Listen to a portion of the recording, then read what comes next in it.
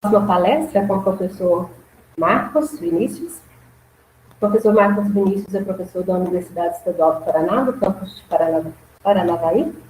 Tem graduação em matemática, especialização em metodologia no ensino de matemática e física, mestrado em bioestatística e está cursando doutorado em saúde pública.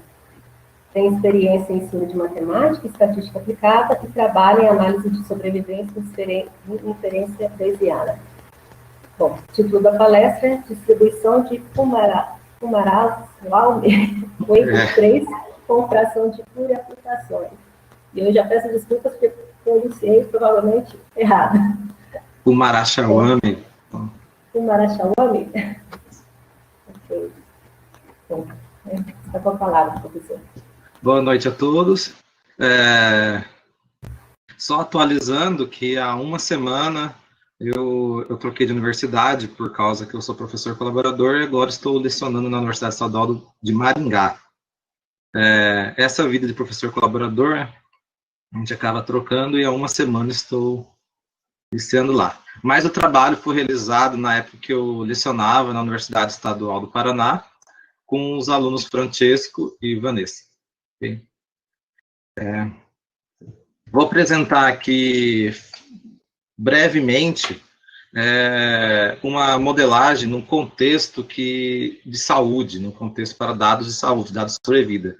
Só que diversas áreas usam essa mesma metodologia para resolver os problemas. A engenharia, biologia, agronomia, até a área de ensino tem metodologias muito parecidas para resolver alguns problemas relacionados à pesquisa, à modelagem de algum tipo de dados dele.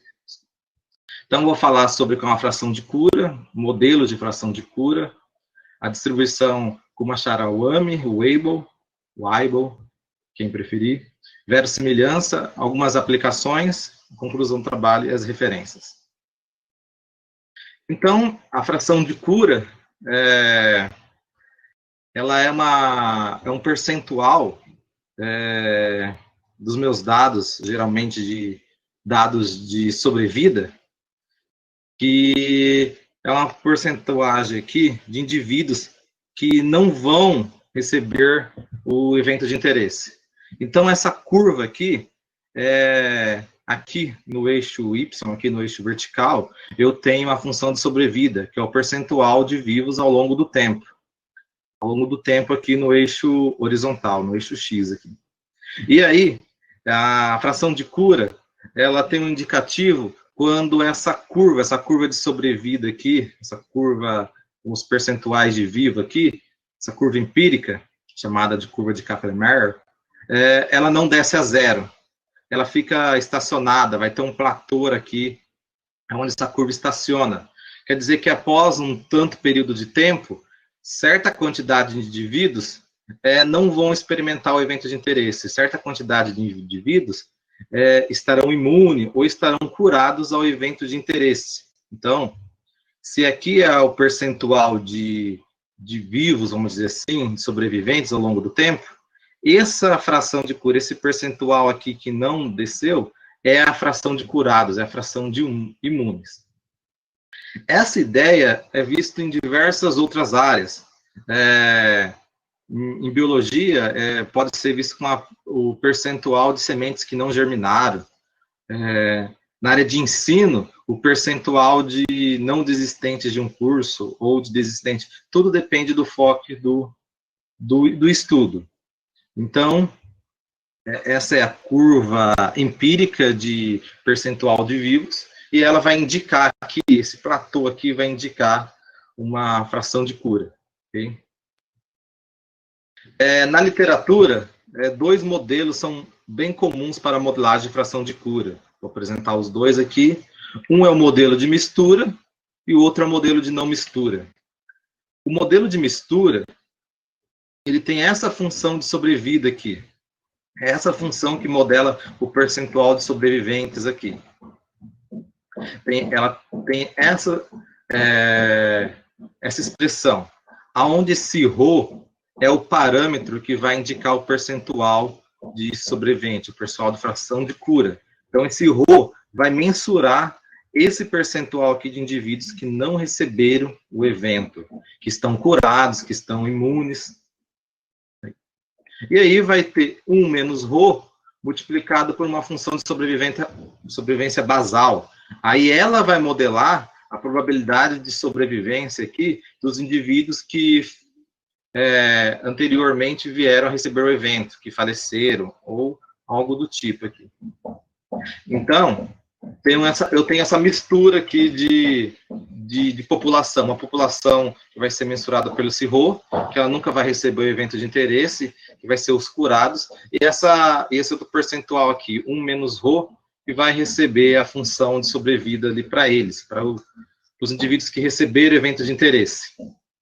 Aí, função densidade de probabilidade, dada por essa forma aqui, lembrando que essa é a função de sobrevivência, a F zona aqui é a função acumulada de probabilidade, e a Fzinha é a função densidade de probabilidade. E ainda temos a função de risco, que é a função densidade de probabilidade, dividido pela função sobrevivência. Ela mensura a taxa de risco do indivíduo sobreviver até tal tempo, de vir receber o evento até tal tempo T. Então, qual é a probabilidade naquele tempo T, até aquele tempo T, o indivíduo vinha ocorrer nele o evento de interesse. Então, essa é a função de risco, hazard function, ou função taxa de falha, muito encontrada na literatura também por esse nome. Esse é o modelo de mistura. E é bem claro que quando eu faço t tendendo ao infinito, limite de t tendendo ao infinito aqui, essa função, a S de t, ela tende a ρ, porque uma função de distribuição basal, uma função de distribuição normal, uma das características dela é que quando o tempo tende ao infinito, ela tende para zero. É como se ao infinito aqui, ó, esse valor fosse a zero. É uma das definições de uma função de sobrevivência tradicional. Então, se isso tende a zero, a função de sobrevivência aqui de uma fração de cura vai tender a ρ. O modelo de não mistura é dado por essa forma. ρ elevado à função acumulada de probabilidade. E quando eu tender essa função aqui de sobrevivência ao infinito, t tendendo ao infinito, sabemos que a função acumulada de probabilidade, quando t tende ao infinito, ela tende a 1, o valor dela a 1. Então, ficaria ρ elevado a 1, o que, novamente, eu vou ter uma assíntota ali, na sobrevivência ali, que vai mensurar meus indivíduos que estão imunes ou curados, vai mensurar essa taxa ali, essa proporção aqui de indivíduos, essa fração de indivíduos curados. Essa é a função densidade e probabilidade, e essa é a função de risco. As duas formas são comuns na literatura, e sempre é visto resultados muito parecidos. O que na prática eu noto que ocorre é que nessa daqui geralmente é mais fácil de colocar uma covariável na fração de cura. É mais fácil do ponto de vista de convergência dos resultados, de obter as estimativas. Mas acaba que na prática as duas têm resultados muito parecidos. Okay? Então, as aqui são as funções de sobrevivência para a fração de cura. Na fração de cura. E eu preciso de uma função de sobrevivência para basais aqui. Essa S de 0, essa F de 0 e essa F zona de 0 aqui. E aí a gente pode escolher qual que é a distribuição na literatura para dados, para modelagem de dados estritamente positivos, que é o caso aqui das distribuições de sobrevivência. Nesse trabalho, eu considerei a distribuição Kumachar-Uami-Weibull. Aí. Essa é uma distribuição, é uma generalização da tradicional Weibull, que ela é extremamente usada na área de engenharia e na área médica. Ela é provavelmente a distribuição mais comum aí para modelagem de tempos de vida, de confiabilidade na área de sobrevivência e de confiabilidade. É uma generalização. Dentro dessa família, aqui com Kumachar-Uami, existem outras diversas distribuições, porque isso daqui é uma família. Criou-se uma família de distribuições, onde Basicamente, eu pego uma distribuição já conhecida e coloco dentro da família, do modelo Kumachara-Wami, e eu crio uma nova distribuição com maior quantidade de parâmetros e mais flexíveis. Mais flexível do que a distribuição original. E aí tem exponencial, Kumachara-Wami exponencial, gama, beta, Lindley, Gompertz. Tem uma família gigante de distribuições baseadas na Kumachara-Wami, que foi proposta aqui por Cordeiro et al. Em 2010 aqui. E aí ela tem essa expressão aqui, com a função de sobrevida. Esse interior aqui, esse interior 1 menos exponencial de menos alfa elevado até a θ, essa é a Weibull clássica aqui. Aí ela está dentro ali da família Kumachara-Wami. De forma bem simplificada, é isso. E essa é a função de risco. Observar que uma das vantagens da Kumachara-Wami, que eu posso comentar aqui, em relação ao Weibull e outras clássicas, é que ela apresenta mais formas para a função de risco. E muitas vezes, na pesquisa, um dos interesses é modelar a taxa de falha, a taxa de risco dos meus indivíduos. E aí, o comportamento delas pode variar ao longo do tempo. Por exemplo, pode começar uma taxa alta e depois decrescer e aumentar. Ou ela pode simplesmente aumentar ao longo do tempo, ser crescente ao longo do tempo, ou decrescente aí, ao longo do tempo. Então, para considerar uma distribuição de probabilidade, às vezes é importante observar a função de risco.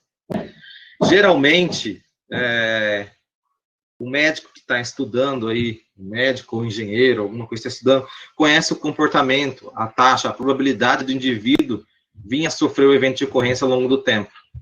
E aí podemos fazer uma abordagem em cima dessa distribuição aqui, dessa função de risco aqui, conhecendo a forma que ela pode assumir e com a forma empírica conhecida da literatura da área dos dados, eu posso fazer uma abordagem aí modelando. Então, basicamente, não posso simplesmente chegar e aplicar, eu tenho que tomar cuidado com essas formas que elas podem assumir. Ok?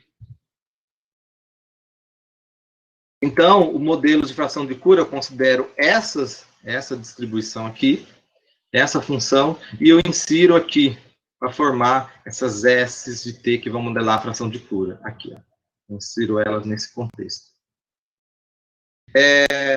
A função de verossimilhança para dados censurados, censura aleatória, sendo que a censura, para quem viu estatística aí, ou análise sobrevida, análise de confiabilidade, é o que diferencia essa área do resto da estatística, é a presença de censura, é a presença de indivíduos que não receberam o evento de ocorrência e você tem medidas parciais deles. Aí eu vou ter um tempo T e um indicador de censura, indicando se aquele tempo é censurado ou não. E aí a função de verossimilhança para esse tipo de dados é dado dessa expressão. A F de T elevado a D e a S de T elevado a 1 menos D, que é o indicador de censura aí. Aí com essa função de verossimilhança eu posso obter o estimador de máximo verossimilhança. Contudo, aqui na minha modelagem, e que geralmente eu prefiro usar a inferência bayesiana, porque ela é mais flexível do que a inferência clássica em certos aspectos. Apesar de ter várias discussões, você pode trabalhar com mais facilidade ali alguns pressupostos necessários para obter as estimativas na inferência bayesiana. Ali. Então, para obter as minhas respostas, as minhas distribuições posteriores, eu preciso combinar a distribuição a priori dos meus parâmetros, que aí no parâmetro, para cada parâmetro da distribuição, eu considero uma distribuição de probabilidade a priori que ele pode assumir, combinado com a função de verossimilhança dada por essa expressão. Okay? Para fazer essa inferência, eu considerei o software R, e o pacote R2JAGS. E aí eu verifiquei as cadeias de MCMC com o pacote CODA. Okay?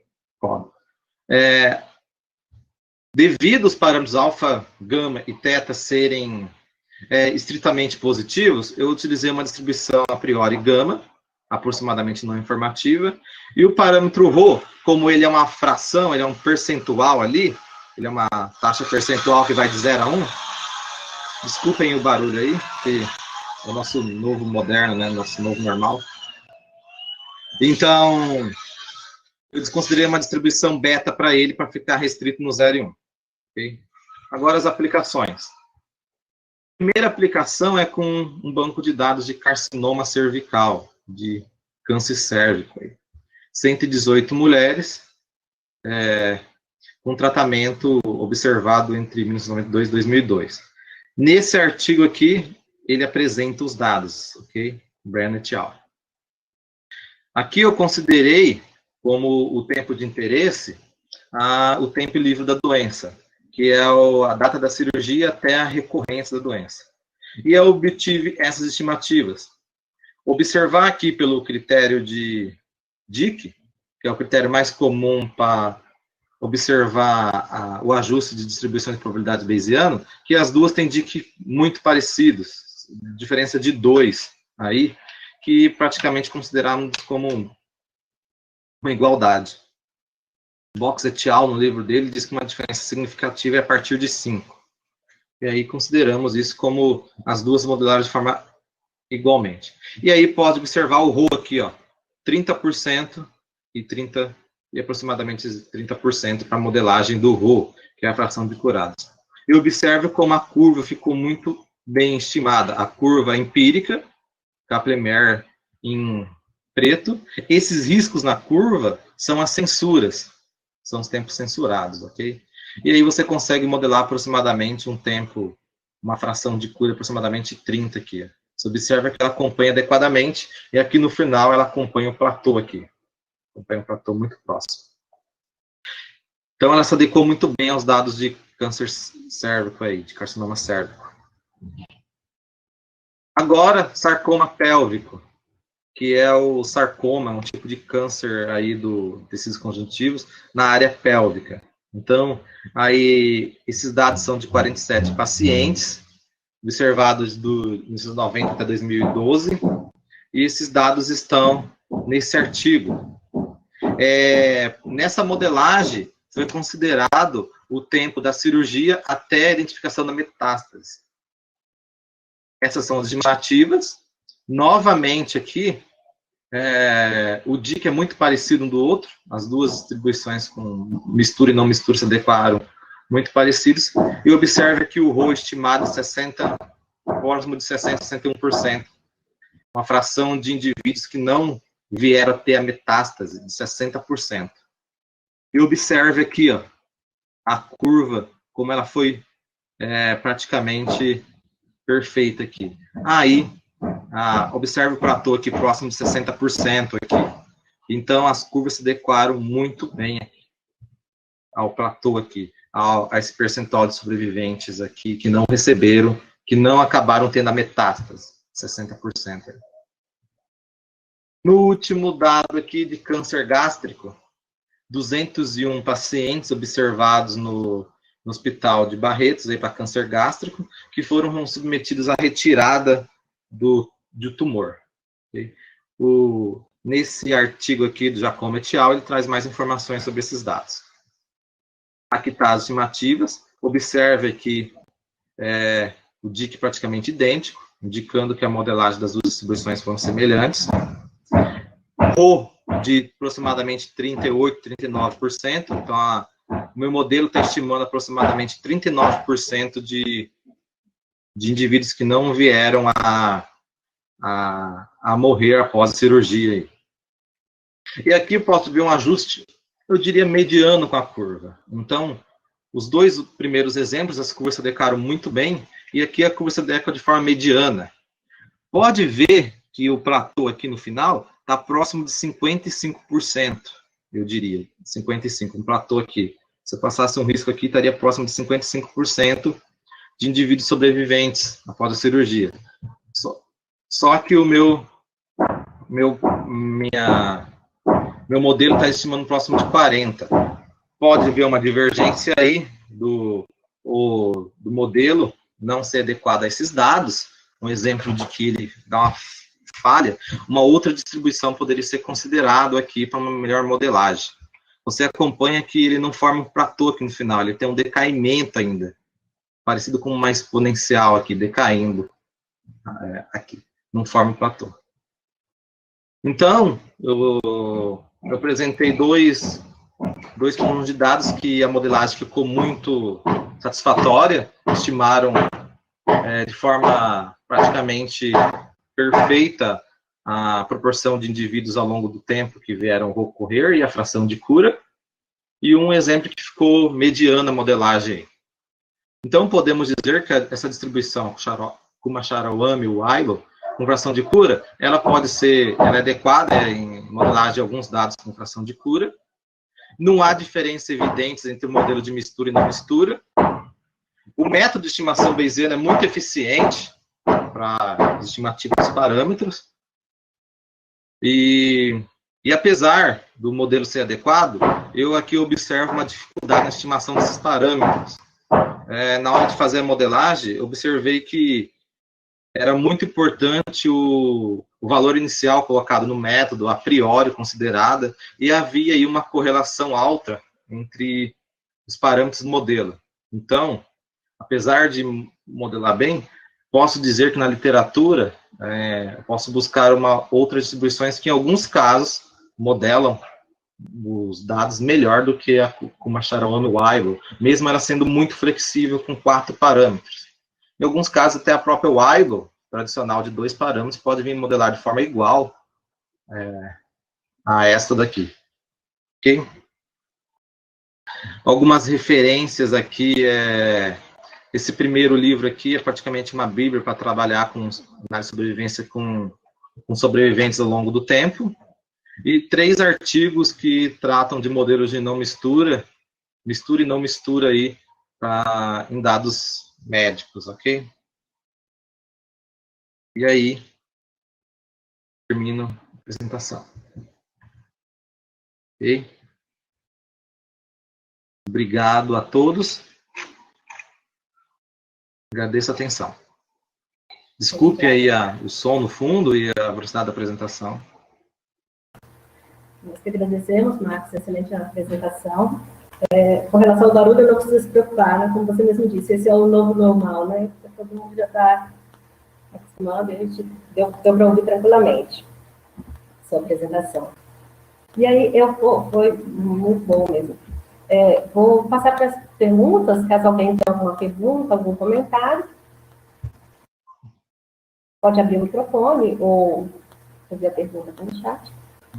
Aqui eu fiz apenas uma revisão bem rápida, mas apesar de aí há muita coisa a trabalhar com esses métodos de fração de cura aí, porque eles são bem simples e em muitas aplicações, em algumas consultorias médicas que eu já fiz, consultorias com biólogos, apareceu problemas que ela resolve bem, principalmente quando eles querem comparar qual tratamento tem maior porcentagem de alguma coisa acontecendo ao longo do tempo.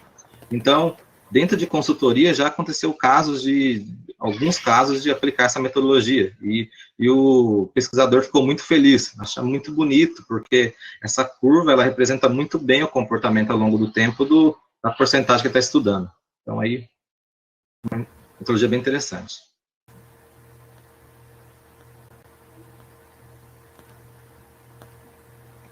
Alguma pergunta?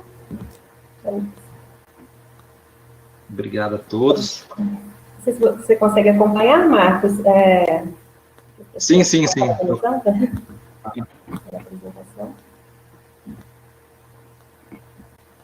Temos uma pergunta ali. A Juscelia, pode-se pensar na fração de cura como ponto de imunidade de rebanho? Eu diria que sim, se você observar ali, principalmente ao longo do tempo, né? E aí tem algumas abordagens com essa fração de cura aí, que procura qual o tempo ou qual o momento que atingiu essa fração de cura, que atingiu essa imunidade. Ali é praticamente é só resolver ali a expressão obtida, né? Ele resolve igual a zero com os parâmetros obtidos, e ali eu vou obter um tempo ali. E isso é bem legal na modelagem bayesiana, que eu posso fazer isso dentro do processo e obter um intervalo de credibilidade para esse tempo, esse momento de imunidade, esse ponto de imunidade. Só me referindo como rebanho, eu nunca vi, mas numa consultoria que eu trabalhei, o pesquisador tinha 3 tratamentos e ele queria verificar o tempo, as plantas que davam florada, qual florava mais rápido ali. E aí, ele achou muito interessante que era bem fácil, bem explicativa a curva, com o momento em que ela meio que estabiliza ali o período de florada. Porque algumas vêm florando antes, outras vão florar depois, mas acontece um platô em algum momento onde elas floram, mas uma porcentagem delas não vem a florar. E aí, em que momento eu posso dizer que aquelas plantas não vão florar mais? Então, em que tempo eu posso, eliminar elas e dizer que elas não vão florar mais? Que elas não vão produzir mais? E aí, eu posso usar essa modelagem aí para verificar isso.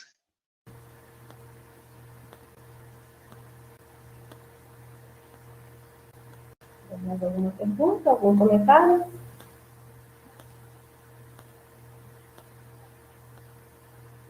Ana, a respeito das perguntas do YouTube, não tem perguntas no YouTube. Só mais um comentário. Agora que está na moda, e assim, vamos dizer assim, esse modelo está surgindo bastante artigos na moda devido ao Covid, em relação a tempos de internamento, tempos de intubação, tempo de várias coisas. Então, está vendo vários artigos aí em revistas que publicam aqueles papers especial para Covid, surgindo modelagem em relação a isso.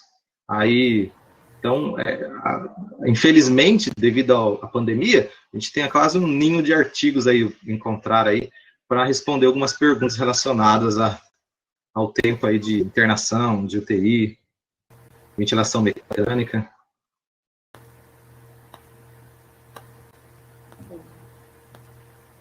Então, novamente, obrigado a todos, agradeço aí, obrigado a oportunidade de apresentar.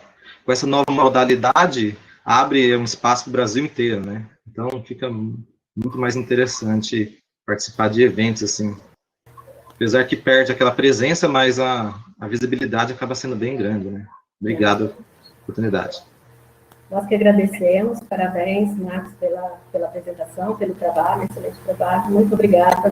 Obrigada por compartilhar conosco a sua pesquisa, o seu trabalho. Eu que agradeço. Muito obrigada, Marcos. Parabéns pela apresentação. Muito interessante o trabalho. Tá bem? Obrigado. Obrigada também, viu, Marcos? Nossa comissão orientadora agradece. Muito bom. Parabéns. Obrigada. Eu que agradeço. Agora, a nossa programação, nós retomamos amanhã, às 2 horas. Isso mesmo, né? Amanhã, às 2 horas, com a palestra do professor João Frederico. Okay. Bom, tchau, pessoal. Muito obrigada, pessoal. Até mais, pessoal. Até mais. Tchau, Ana. Até amanhã. Tchau, José. Tchau, Mariana. Até amanhã. Até amanhã.